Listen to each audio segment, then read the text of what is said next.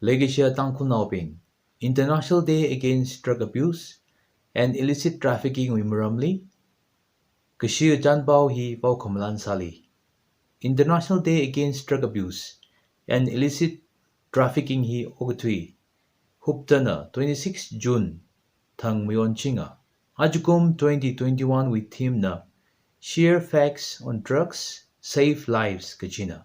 Maramba, Ogatui Hili, Drug Abuse Aina Mi, 11.8 million, Kum Gajida Shimandale, Kala Shimkur, Yarurinla, Kala Yurla, Drugs na Sakyang Mikahai, Lake Up Tale. Drug abuse, Kala addiction na Miwi Mirin, Shimkur Mirin, Kala Yarurin, Saisi Mikahai, Lake Up Tale. Drug addiction Hili, third worst disease the Hoye. Jena Ache, UNODC, United Nations Office on Drugs and Crimes na drugs with hagazi kala makapawi maramhi ogatui katongali ngayaumi khawai kala preventive measures kathak aina khuiga khawaiwi chanbao hi hangmi dale.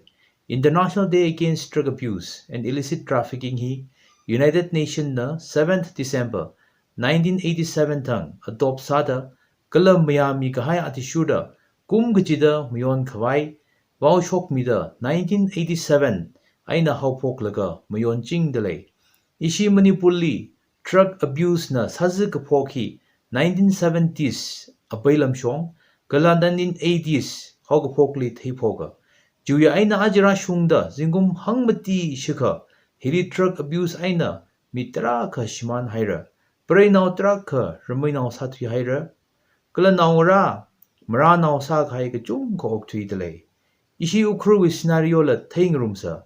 Ukhrul district hi drug abuse we abongli. Kala Shipaila Kahai Abamna. Marama Ukhrul hi Myanmar li international border side. Juiwang drug lay kasaping na.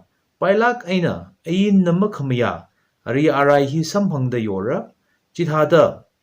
Ari aray ayur payda masam kapang balay mana. Number 4 heroin aina hapok laga. Pharmaceutical drugs. Katong nga samang pai. Aju Ukhrul district li, kum gachida thui pop bing, drugs addiction li matai sang khangai matai sang tale. 2018 we survey adishuda, Ukhrul mangli mi ting tharuk, or ting shini shukana, ari arai chichinyon dale. Kala kum gachida overdose cases hi, ram we aina, report samang ching dale. Aju kum mangli la, Ukhrul town li yarsho madi. Drug overdose aina ogthuye na country ka highway report lay. Jaina achiwi team li paisin salaga itum gatonga hiwi pongli hangmi khangrok kala matailak aina etikta ga hai mi pingjili kan ga khwiwi ot ngarut sasa overdose aina thida khlai kala etikta haida cho changda khlai pingli machin haila kala miyang khai haila kan khwai ka sa hili Itum gaji we ot ngrut Ishi dang kono trak kana drug addiction hi pailak aina ka khui lay. Kala pailak aina ning ngaterlu ning marallu ka jiwi hang kamjin aina phau gi jada phading dakhlai lay dele.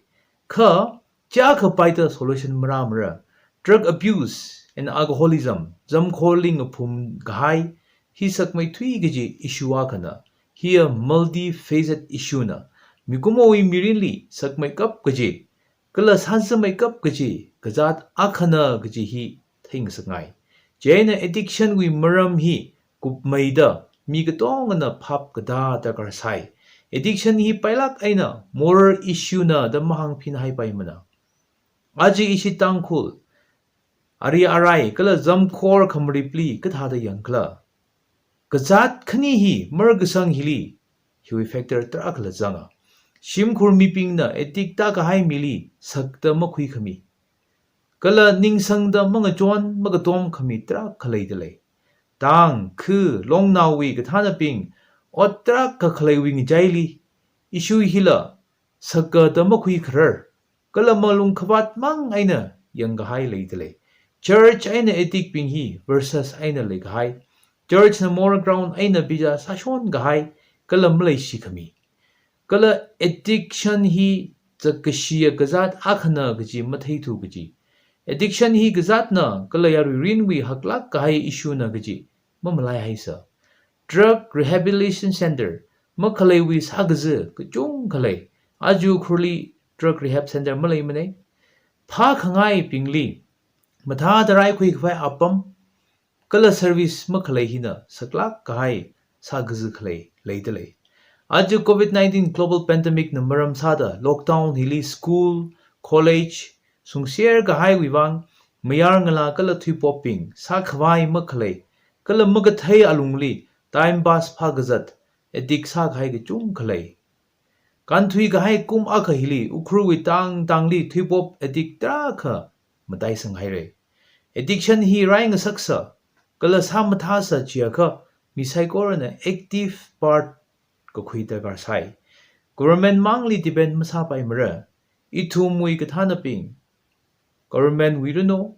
government li mingning sada khlai ping no social activists ping no church we ka thana ping NGO we ka thana ping awa ping room sel laga drug hili ra phlung ra ajil leida klai trend kala response hi aina chatwa ka 2050 mararang laga isi tang huno drug abuse kala alcoholism madai sangi gi kala hi aina shiman gi mi sor ngasai haira edik pingli ka jin yang ka tie wi ningai aina addiction hi mangrar pai mana ithum pang sinrum laga ot ka sa dam raira drug mang maningla chililang maita ain na makhamya trafficking abong ayur ngadai tai da tra khlai chuwi ngichaili ithum na ning shar phlungki gi chakwa human trafficking hina aji thumya apam hili otpam malaichu kala entrepreneurship watlak hoda ayarwi miwi ngalaili ngalang phegzat lekap tale